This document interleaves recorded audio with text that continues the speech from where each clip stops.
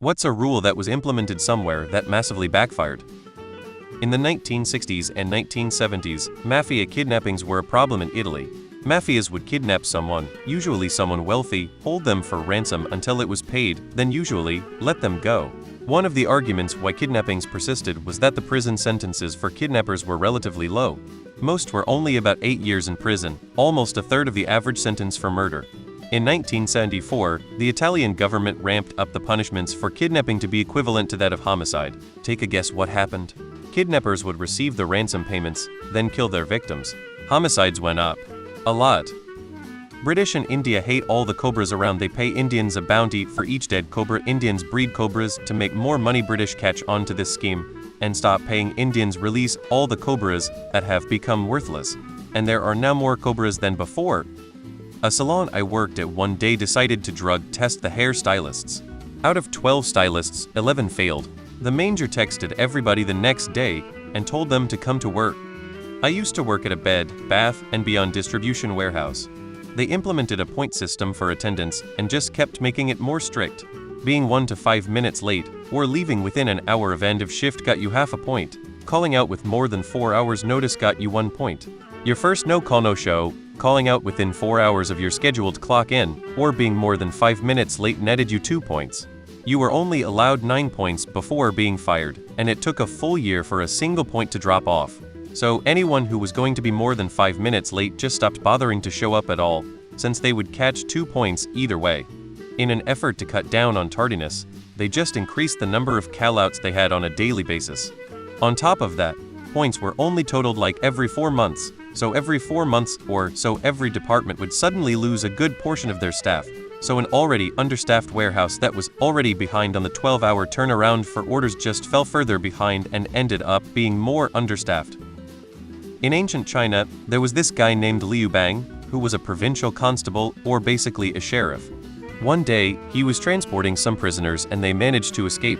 Now, at the time, the Qin dynasty ruled that the punishment for letting prisoners escape was death. Liu Bang thought to himself, in for a penny, in for a pound, and joined up with his former prisoners. Liu then became a warlord and eventually overthrew the Qin dynasty, establishing himself as the first emperor of the Han dynasty, which would rule for over 400 years until the famous Three Kingdoms period in 220 AD. All over overly harsh consequences to a relatively petty mistake. Daycare implemented a 1 minute late fee for picking up kids late. Late parents went way up because so many parents found 15 worth it to be 15 min late from time to time. Money went to the school, not the teacher waiting late, so teachers got screwed and the school and parents won. The Chinese wanted to prevent the sparrows from eating all the crops, so they had the people hunt and kill them. So the sparrows didn't eat all the insects anymore that actually ate all the crops. One of the factors in the Great Chinese Famine Wikipedia.org Wiki Great Chinese Famine that killed millions.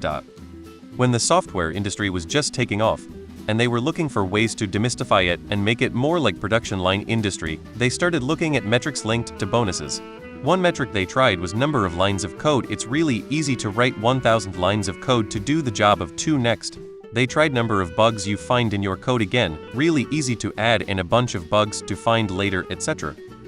Well, the no porn on Tumblr rule kind of backfired. Paleontologists looking for fossils pay the local tribes for fossil fragments. This leads to the locals smashing complete fossils to get more shards to sell. Cafe standards regulations for vehicles based on their size. This made auto manufacturers build bigger cars that have more lax rules instead of improving the normal-sized cars. Now, it feels like every car in the road is oversized, at least in America. Back in the 2000s, the US government went all in on trying to replace the dollar bill with a dollar coin. They last much longer and have a bunch of other advantages from the government's perspective. So the mint hit on a great idea. They'd sell you dollar coins at face value with free shipping. Only problem was, they decided to accept credit card payments. Since these counted as any regular credit card purchase, the government was essentially paying credit card processors to give out free rewards points.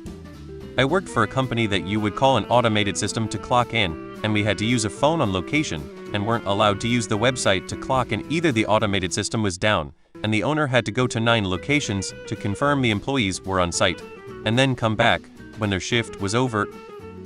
Alberta put in a rule that there had to be a 3-foot gap between patrons and strippers, with one of the supposed reasons being to protect the strippers. Canada also got rid of the dollar bill about the same time, so men tipped with dollar coins.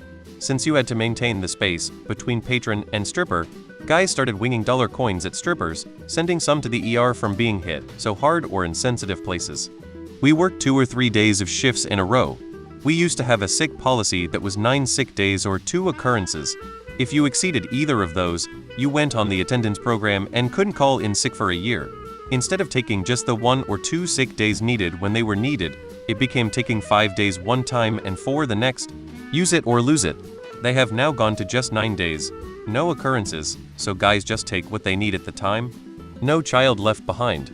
We have a generation of illiterate kids with no reasoning skills, but plenty of behavior issues. The first thing that came to my mind was something very recent, where the school board allowed people to press for a ban based on inappropriate content, and someone got the Bible banned. Yeah, that didn't go as expected. Wendy's announcement that they were going to increase food prices during busy restaurant hours. This one is hilarious. In ancient China during the Qin dynasty, 2 officers and their commoner forces were ordered north to defend Yuyang. However, they were delayed due to severe storms flooding. Qin China had very harsh laws, such as a government official being late to this type of summons was punishable by death. Coincidentally, rebelling against the government also resulted in death. You can see where this is going. These 2 officers, knowing they couldn't possibly make the summons and would be executed, so decided they might as well fight.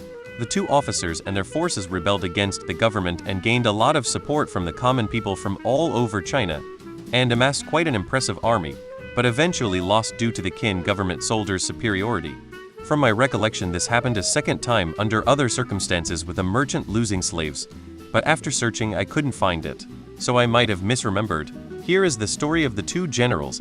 https://n.m.wikipedia.org Wikichen Shengan Wu Guanguprising. You may only have 1 child. China,